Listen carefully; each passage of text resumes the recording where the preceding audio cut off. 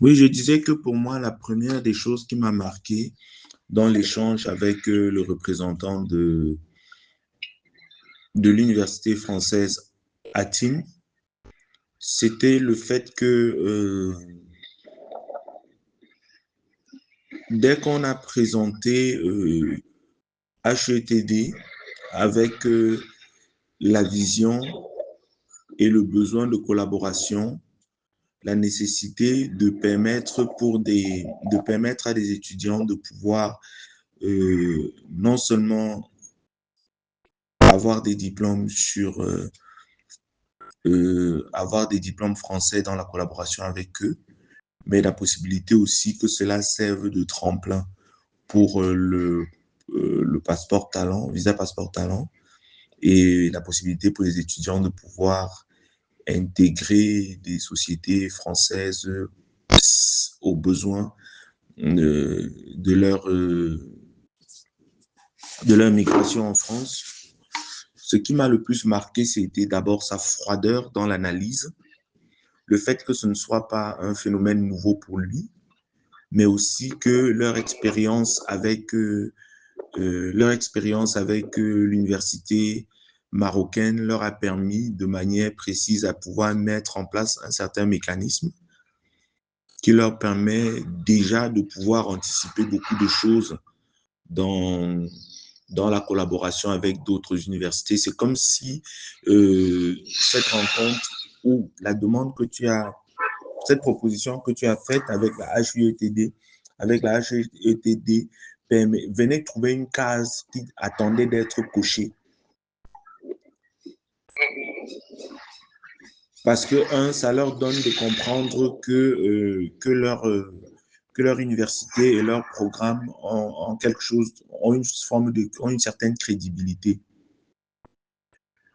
Et après, ils ont une certaine crédibilité, ils ont une certaine notoriété déjà aussi, et ils veulent pouvoir la préserver et refuser de s'encombrer des profils pas fiables. C'est pour ça que quand tu as parlé de ceux qui commenceraient le bac, ils étaient un peu réticents, mais quand tu as expliqué le pourquoi de la chose en disant au moins il y a les bac plus 2 de ceux qui ont les BTS et qui pourraient commencer à partir de bac plus 3, là, il a commencé à dérouler pour mettre en place des choses précises sur le fait d'avoir le droit de regard sur les programmes de manière à ce que ça corresponde à leurs standards.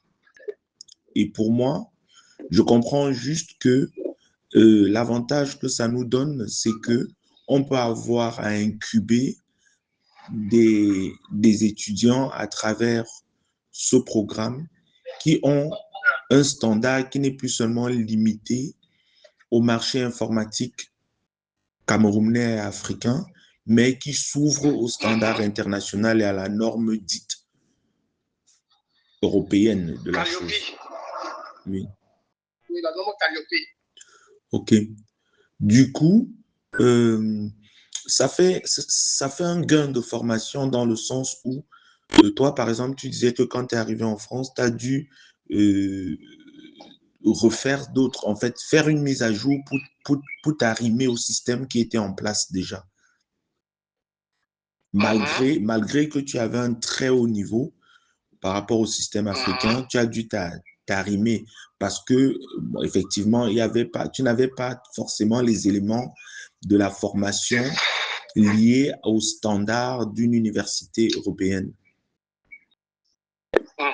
Donc, c'est en ça que je trouve que cette collaboration va vraiment réduire le gap par rapport à la formation, réduire le gap et permettre que à partir du continent, qu'on ait déjà des étudiants qui ont déjà ce standard-là. C'est un peu comme si quelqu'un fait un lycée français au Cameroun, tu vois.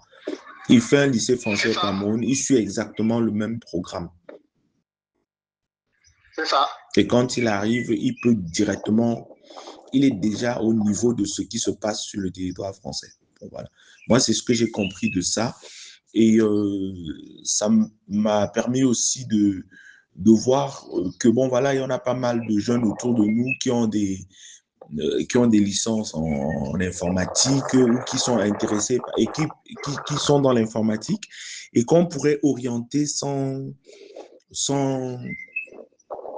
on pourrait orienter de manière sereine à pouvoir suivre ce programme, à pouvoir s'inscrire, à pouvoir prendre des cours dessus,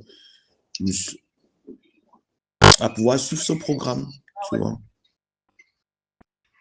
D'accord.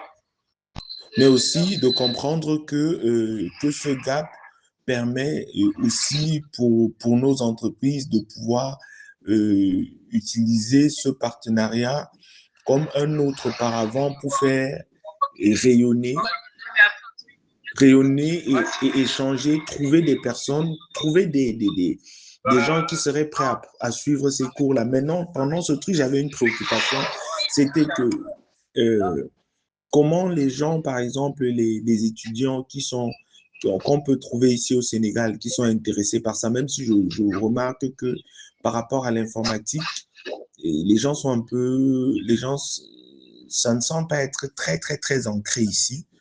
Comme par exemple, j'ai visité le lycée de Vaparou, je remarquais qu'il n'avait pas de salle informatique, on ne donne même pas des cours d'informatique. Les ordinateurs étaient là plutôt plus pour le média, comme la médiathèque, mais ils n'ont pas vraiment des cours en ce sens-là, en fonction des filières aussi. Donc, je me disais peut-être c'est peut-être à Dakar ou à Thiès et Mbourg qu'il faut aller vers les étudiants d'informatique pour pouvoir leur présenter cette possibilité de se former de manière à... Ok, j'étais bien écouté et je m'attendais parce que c'est aussi ça parce que juste me rassurer que les cours que tu fais, est-ce que tu les appliques comme il faut? Parce que comme je t'ai dit, avec ce que j'ai appris auprès de M. Assemblé, quand on participe à une réunion, il faut à la fois comprendre l'objectif de la réunion et ensuite voir les perspectives d'application du contenu de la réunion à soi-même, à ses projets. Oui. Voilà. Et je pense que tu as fini par là. Et je vais juste corriger certains points. Oui. La certification Calliope ne vient pas du fait qu'il y a eu un partenariat avec l'université marocaine. Non. La certification Calliope est une norme française. C'est-à-dire, c'est comme, comment dire là, c'est qui valide et compte. On a des interruptions de signal. Hein.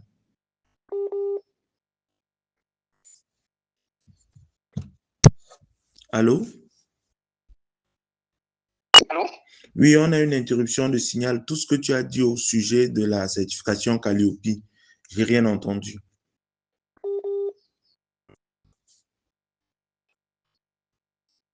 Je pense qu'il y a un problème de réseau avec toi. Un peu comme une institution. Oui, je reviens vers... je rebouche devant. D'accord. Je postais pour faire un peu marcher, puisque je suis en train de marcher là, à l'intérieur de la défense. Là. Donc, je disais que le Calliope est comme une institution nationale, donc appartenant à l'État, qui contrôle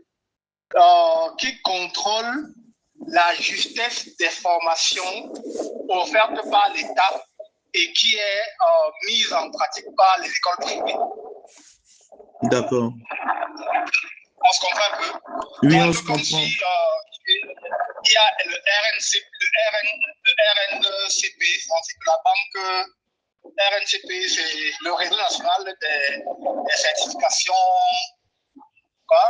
Certification, quelque chose là. Il y a le RNCP, c'est le réseau national des certifications privées, quelque chose comme ça là. Donc, il y a donc un ensemble de formations que l'État met en place et donne là où les canevas.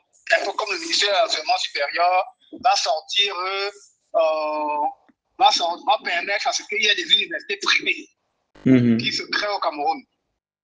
Mais c'est lui, le ministre, comme étant l'organe suprême, qui définit le contenu de chaque programme de toutes les filières. D'accord. Permet que les étrangers, dans les écoles, les instituts privés d'enseignement supérieur, puissent dispenser ces formations-là. Oui. D'accord? D'accord. Et maintenant, ce n'est pas l'institut privé qui fait l'examen pour valider le cursus, non. C'est donc encore le ministère qui revient dans la fin de l'année pour dire, OK, où sont les gens que vous avez formés pendant 2 ans à tel cursus? Chaque institut privé d'enseignement supérieur vient dire que voici. On lance dans un examen national. Mhm. Et c'est le ministère qui a les correcteurs. C'est le ministère qui publie les résultats. Tout à fait. D'accord? Maintenant, ce qui manque maintenant au ministère au Cameroun, c'est l'organe Calliope. Un exemple d'organe Calliope qui doit parcourir le territoire camerounais et se rassurer que pendant l'année académique, non pas seulement lors de l'examen national, mais pendant l'année académique, est-ce que les cours sont effectivement dispensés? Est-ce que le nombre d'heures de cours sont respectés? Est-ce que les étudiants étaient présents? Est-ce que les enseignants étaient présents? Et ça doit entrer maintenant dans les critères d'éligibilité pour l'examen national à la fin d'année. C'est-à-dire que quoi? Calliope vient et fait donc cette statistique-là et renvoie ça donc au ministère de l'enseignement supérieur français. Et un candidat n'est permis, ne peut faire un examen par exemple de BTS ou bien un examen national dans le RCP si le Calliope, les statistiques de Calliope lui permettent de pouvoir faire cet examen. OK. On se comprend un peu? Très bien, je comprends. Voilà, maintenant... Ça veut dire par exemple... Oui, vas-y. Oui, vas-y, ça veut dire par exemple... Ça veut dire par exemple que quand un étudiant suit les cours en ligne, tout ça, il y a des robots qui permettent d'évaluer le nombre de temps qu'il met sur le cours, toutes ces choses-là, quoi. Oui, c'est justement à cause de Calliope qu'ils ont donc décidé de mettre en place. C'est un informaticien. Il est docteur en intelligence artificielle, forcément. Il est docteur en intelligence artificielle et entrepreneur. Calliope va mettre un certain ensemble de normes pour pouvoir évaluer les étudiants. Lui décide d'informatiser, de digitaliser la chose. D'accord. Et donc de créer une plateforme en ligne qui permet directement à Calliope de faire ça automatiquement. Il donne les accès à Calliope dans une partie back-end et tout. Et Calliope peut vérifier qu'un un étudiant s'est connecté à telle heure, a fait tel nombre de coups, tel ou tel tout. Tout ça, il ressort. Oui. Et là, ça, c'est pour répondre. Ça sera pour une réponse dans... Je vais faire un entretien avec le service, ça va même tout ça présent. Maintenant, ça va donc répondre à l'un de nos besoins, par exemple. Parce qu'en fait, pour pouvoir répondre à ça à Calliope, il a donc dû créer une plateforme de cours en ligne. Oui. Et cette plateforme qui est actuellement dédiée peut-être seulement au cursus informatique, peut être utilisée pour d'autres cursus. Oui. Par exemple, mais là, ce sont les perspectives maintenant. Oui. Oui, en fait, ça résout un problème. C'était celui, par exemple, où tu disais qu'il y a des profs, ils donnent cours, on ne remplit pas le cahier de texte, il n'y a pas ci, il n'y a pas ça. Voilà. Et au-delà dans le sens que, après, parce qu'il ne faut pas demander ces choses maintenant, c'est quand tu es dans la maison que tu commences à demander autre chose. Entre d'abord dans la maison. Maintenant, quand le partenariat sera signé, la prochaine étape maintenant, ce sera leur demander, parce que forcément, la plateforme, ils ne vont pas vouloir nous le donner. Mais on va leur dire OK, nous vous donnons les contenus, tous les besoins que vous avez pour pouvoir, par exemple, permettre à ce que les mêmes cours en informatique, les cours aussi de décentralisation puissent être faits en ligne. Les cours de comptabilité dans le BTS en comptabilité puissent être faits en ligne. Les BTS en décentralisation en IDT que tu en permets, par exemple, puissent être faits en ligne. Oui. Les masters en IDT, en l'Institut de gestion du sport et tout un ensemble de choses puissent être faits en ligne. On les envoie tout ce qu'il faut. Maintenant, on va voir au départ, est-ce qu'ils ont accepté de nous vendre les codes? Je ne pense pas qu'ils vont vouloir nous vendre les codes. Ça, c'est une chose ici, je ne pense pas. Il ne faut même pas demander. Il ne faut même pas offenser les gens en leur demandant ça, à moins d'avoir vraiment de l'argent pour dire on veut payer à temps. Ne viens pas juste parce que on n'est pas là pour, en fait, la collaboration doit être faite dans la mendicité. Donc, on va donc, dans la prochaine étape, leur demander donc de pouvoir nous mettre en ligne l'ensemble de nos autres cursus au-delà de l'informatique. D'accord. Voilà. Maintenant, pour répondre à ta question de savoir, c'est que est-ce qu'au Sénégal, ces choses pourraient être faites? Mais la formation se fait en ligne. C'est juste que tu n'as pas les accès, je ne peux pas te donner les accès pour voir la partie de data science où les gens peuvent faire la formation en master par rapport même à l'évaluation qui m'a été donnée. Mais en réalité, la formation va être faite en ligne. C'est-à-dire que à tout endroit sur le globe terrestre, si quelqu'un a une connexion Internet, il peut s'inscrire à la formation et suivre sa formation.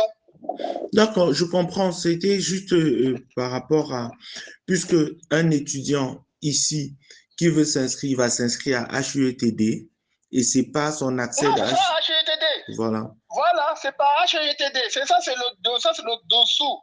Le dossier de business, c'est que nous n'allons pas présenter Axi Technologies au monde. Non. Au Cameroun, on va demander aux gens, venez faire le master chez nous, venez vous inscrire chez nous. Voilà. Ils vont vous s'inscrire comme étant nos étudiants. Comment? Est-ce qu'on donne le business comme ça aux gens? Est-ce qu'on donne le business comme ça aux gens? On donne pourquoi? Non, ça va, c'est juste ce que je voulais comprendre. Non, c'est clair, c'est clair. On va juste leur dire, nous avons un partenaire européen, montrer tous les standards, tout l'ensemble de choses et tout. Et en fait, il y a toute une campagne de marketing. Moi, mon esprit, je n'ai presque pas dormi. Commencer à réfléchir à comment il faut faire les sports audio, vidéo et tout, en préparation de la convention, parce que au plus tard en septembre, il faut bien qu'on lance nos formations. Au plus tard. Donc, la sélection déjà doit être faite. Et là, je leur ai dit, je suis allé plus loin en disant non, même dans la sélection depuis le bac, on peut le faire depuis chez vous, dans le sens que quand il va venir, il est vrai peut-être comme nous allons faire bac plus 1, bac plus 2, et maintenant eux vont faire à partir de bac plus 3, on fusionne les deux formations, de telle sorte que le mec, quand il s'inscrit, il fait notre BTS pour arriver au niveau 3, s'inscrit maintenant et avoir un bac plus 3, camerounais et français. Mais dans la publicité, en direction des bacheliers, on va directement leur dire que non, ils sont en train de vouloir faire un cursus pour avoir en réalité un bac plus 3 français. On se comprend un peu dans la démarche? Très bien. C'est l'outil marketing. Voilà, et maintenant dans la démarche, en privé, en bac, avec l'université privée en question, on regarde le contenu de leur cursus, bac plus 1, bac plus 2, bac plus 3. Et maintenant, on fait, l'intersection. Et voir donc, comme le professeur comme l'a dit, et voir donc les cours que le MINESUP ne donne pas. Le MINESUP camerounais, le MINESUP n'a pas son programme. Et nous l'introduisons donc comme matière, les matières en plus qu'ils doivent suivre durant leur cursus bac 1, bac plus 2, bac plus 3. Tout à fait. Ça permet, c'est pour ça que je disais que ça permet de calibrer les étudiants à un standard à la fois national et international. Oui. Tout à fait. Et même déjà, avant même ça, quand j'ai discuté, j'ai un tas de vidéos, quand j'ai commencé à faire la campagne autour du passeport talent et tout un ensemble de choses, j'ai au moins 50 de vidéos où j'expliquais aux enfants que l'informatique camerounaise, l'informatique dispensée dans les universités camerounaises actuellement sont caduques. Et maintenant, moi, en tant qu'à la fois entrepreneur, en tant qu'universitaire et entrepreneur, j'ai donc décidé, au-delà du cursus, je pense que vous avez j'ai demandé aux étudiants de vous envoyer ce programme-là. Je vous présentais les cursus du MINESUP et maintenant les cours en plus que j'ai ajoutés pour permettre, par exemple, à un enfant bac plus 1 d'avoir au moins un niveau de compétence qui pouvait fier au niveau de compétences européennes. Je ne sais pas si on a fait ce genre de choses. Oui, tu avais parlé de ça. Tu avais parlé de ça en insistant que plus le temps, tu avais parlé de ça en insistant que plus le temps avance, plus les gens sont en train d'alléger et d'alléger même les programmes et ça fait qu'il faut vraiment que les gens travaillent très, très, très dur, qu'ils aient des cours en plus pour être au standard international. Voilà, je me rappelle même, ok, j'ai donc fait ce discours avec, je me rappelle, quand tu parles, je me rappelle que j'ai fait ce discours avec vous, oui, je me rappelle bien. Parce qu'il y a deux choses, il y a maintenant les formations en plus de la formation du MINESUP pour permettre aux jeunes d'être concurrentiels sur le marché camerounais et des formations en plus pour être concurrentiel sur le marché européen. Oui. Et qui rejoint exactement dans ce que le professeur Kamel est en train de dire. Donc voilà globalement les perspectives vers lesquelles nous allons. D'accord. Et c'est fou. Tu as bien remarqué que, et là je n'ai pas voulu vous faire savoir ça avant pour que vous vous sentez libre à pouvoir vous exprimer. Tu vois bien que j'ai positionné mes caméras avec mon trépied pour enregistrer l'entretien. Oui. Voilà. Ça fait partie de la campagne, ça fait partie de la campagne de notoriété. Il faut bien que les gens puissent se rendre compte que cette réunion a effectivement eu lieu. Oui. Et comme quand je parlais en réalité du passeport talent, et que beaucoup étaient sceptiques dans le sens que les familles ont même dit à leurs enfants, c'est l'escroquerie et tout, et tout, et tout. Mais non, et c'est légitime. Non, mais Marc, c'est très lié à... C'est en fonction des environnements. Il y a tellement de... Comme on dit, quand il y a un environnement où il y a eu beaucoup de faux, où il y a eu beaucoup de fourberies, voilà. Même quand quelque chose de bien arrive, les gens sont d'abord méfiants. Naturellement. Puisqu'ils peuvent pas savoir si c'est bien ou faux. Ouais. Donc, et je ne les en veux pas de douter. Je ne les en veux pas de douter. C'est plutôt à moi de m'arranger à ce que les gens ne doutent plus. Oui, à créer au moins un climat d'assurance, de rassurer les gens en ce qui concerne tes propositions. Voilà. C'est à toi de faire le travail. Tu ne peux pas rester là à aller commencer plutôt à faire les publicités ou bien les cours comme les gens passent ça avec exemple que non, ne volez plus vraiment, vous nous allez dire non. C'est à toi de regarder avec l'environnement comment t'adapter pour faire passer ta chose. C'est simplement ça. Et j'ai pris la vidéo, j'ai envoyé à l'ensemble des jeunes que j'avais recruté, les 50 jeunes environ. J'ai envoyé ça. J'ai vu. Non, j'ai vu que tu as envoyé dans la plupart des groupes. Oui. En fait, dans la plupart des groupes. Non, mais j'ai dit maintenant en privé. Non, ok. J'ai dit maintenant en privé, je leur ai envoyé. Vu que moi, j'avais une liste de diffusion avec chacun d'eux. D'accord. J'avais une liste de diffusion avec chacun des gars qui faisaient partie de la sélection. D'accord. Et pas tout à fait que matin, 3 sont déjà en train de me recontacter pour pouvoir avoir un partenariat. Et maintenant, j'ai d'abord commencé à leur rappeler. J'ai fait, vous n'avez pas cru. Juste pour leur dire, bon, c'est bien, vous avez dit moi aussi, mais bon, il faut parfois avoir confiance. C'est aussi l'appel quelque part à... Bon, je ne sais pas trop comment. Donc, c'est un peu ça en résumé, que je voulais avoir comme élément. Et que tu puisses déjà préparer depuis le Sénégal comment mettre en place aussi une campagne marketing au Sénégal. Parce que je ne serais pas, même si dans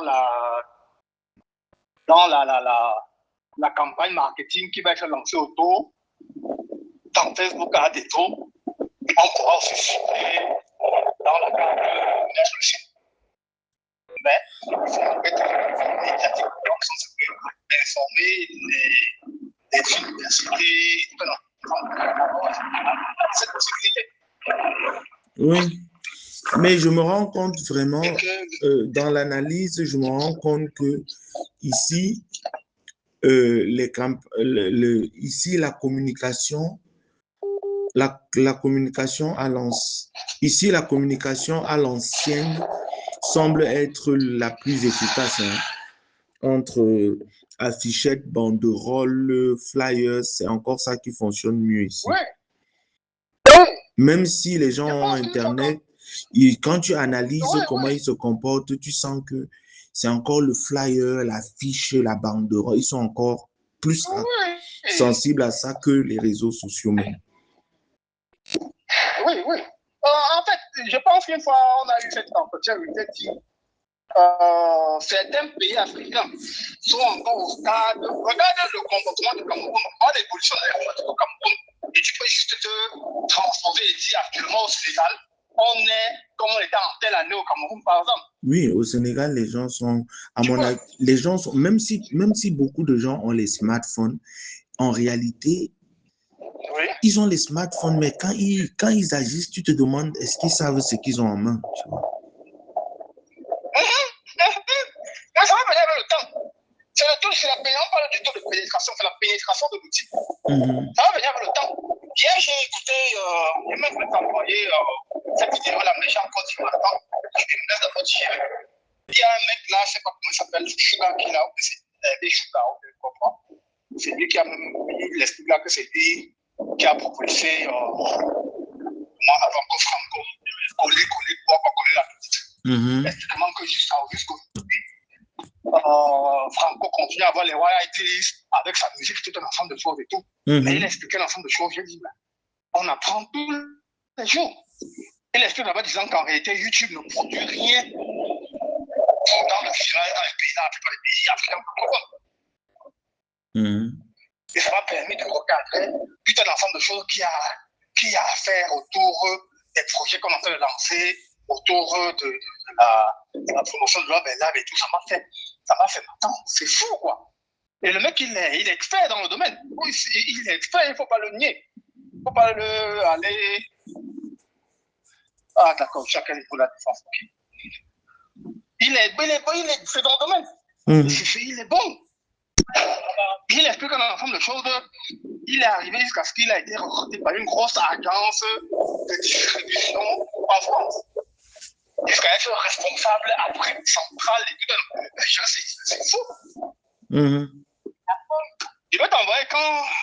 Je n'ai pas voulu hier trop déranger. Comme j'ai dit hier, j'ai voulu me donner le temps de tirer un ensemble d'informations et tout avant de vous envoyer ces ensembles de liens. Et tu écoutes, tu restes du matin. Qu'est-ce qu'on fout depuis? Qu'est-ce qu'on fout? Je reste par exemple, je dis, si on va parler comme des humains, si par hasard tu avais eu la présence d'esprit, par exemple, de faire un BTS en informatique dans les années 2007, 2008, je ne sais pas trop comment, mais ce serait tu serais, en fait, il est même plus que ta fils. Il est même, comment dire, là, quand je regarde par rapport à ta fils, il a la compétence en réalité. Quand je dis il a la compétence. Parce que comment il s'appelle? Bon, en tout cas, c'est Sergio Sugar. C'est quelque chose de Sugar. Ou c'est Hervé Sugar ou Sergio Sugar. En tout cas, quand tu vas m'envoyer le lien, je vais. Comme je suis en train d'enregistrer parallèlement, je ne vais pas déranger le. Il est sûr. D'accord, il n'y a pas de je tout hasard. Il est sûr, c'est Sugar. Hein? Oui, Sugar. Je ne sais pas comment écrire le Sugar là. Je t'envoie le lien. Je vais t'envoyer les différents liens de son post avec le même mec là. Avec le petit là, le petit qui avait reçu. Non, c'est un autre. Celui qui a reçu ta piste, le second qui a reçu ta piste. Ah oui, je vois. Le mec de. Argent Livre là. Oui, Argent Livre, oui. J'ai même vu un truc qu'il avait reçu, Dieu ne donne Camden. Voilà. Voilà, oui, justement, oui. Et c'est fou, quoi. Tu dis, mais c'est fou.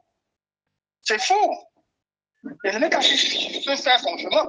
Il explique bien qu'il y a, c'est le showbiz. Et que les artistes aiment se limiter au niveau du show. Mais lui, il est dans la partie business. C'est à faire. Je t'avais envoyé le truc. Je t'avais envoyé le truc de Monsieur Wangé qui a Key Music Afrique. L'entretien qu'il fait avec Philippe Simo, celui qui est l'un des plus gros, celui qui voulait faire en fait, il veut créer une major africaine. Kizik, ouais. Je t'avais envoyé ça, je crois. Non. Moussa Wangé, voilà, il s'appelle Moussa Wangé. Mais je croyais t'avoir. Attends, je t'envoie même le lien là. Je me connecte sur YouTube là. Je t'envoie le lien de la discussion du mec là. Moussa Wangé. Parce que hier, j'ai dormi très tôt aussi. Pour ne pas descendre aux enfers. La dernière vidéo, je sais quoi. Ah d'accord, descente. Ok, le voici. Voilà. Je n'ai pas voulu parce que j'ai vraiment voulu avoir mon temps de méditation sur un ensemble. J'ai dormi très tôt pour ne pas vraiment.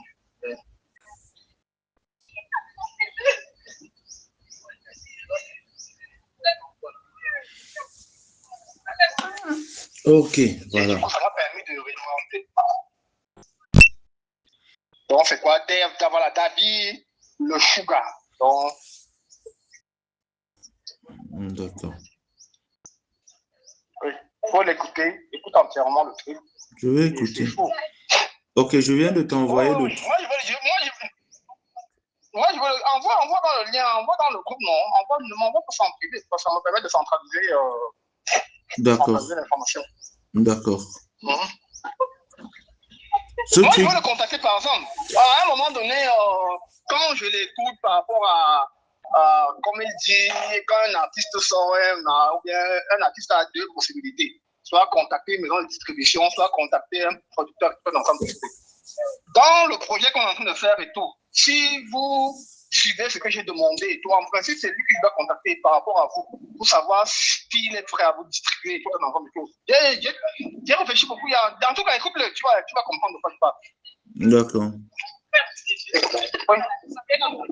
Et parce que l'idée, c'est désormais dans mon esprit, il est vrai, peut-être vous faire connaître au Cameroun, mais comme c'est de l'argent qu'il faut gagner, il faut à tout prix que ce soit en Europe ou ailleurs qu'on vous fasse connaître. C'est cela qu'il faut à tout prix que le niveau de branding, je vais même seulement, j'étais même à ce niveau de branding là, disant que bon, à ce niveau-là, ça va. Il faut que je rehausse encore par rapport à ce que j'ai entendu, à tout ce que ce mec a dit. Parce que si vous faut maintenant être vendu en Europe, aux États-Unis, ou en Chine, ou au Japon, le niveau de branding doit être carrément autre. Complètement même. Tout ça à revoir dans le sens de rehausser. C'est vraiment rehausser dans le sens que il faut qu'on atteigne un autre niveau. C'est fou, quoi. En tout cas, écoute-le. Écoute, j'espère que les perspectives vont apparaître comme ça m'apparaît. Écoute-le. Là, c'est environ une heure quelque chose. Écoute, et tu verras. Non, je vais me mettre Donc dessus. voilà, c'est ça, quoi. C'est ça les différentes perspectives. Et, bon. Comme les douleurs me tapent trop, je suis plutôt... Je suis un peu couché là parce que j'ai très mal à l'épaule. Je vais mettre ça, Mais je vais écouter. il faut aller en pharmacie. Je vais Il faut prendre aller un en Antalgique. pharmacie et acheter. Oui, un antidouleur, je ne sais pas comment on appelle ça. Il y a des antidouleurs forts là. Oui, oui.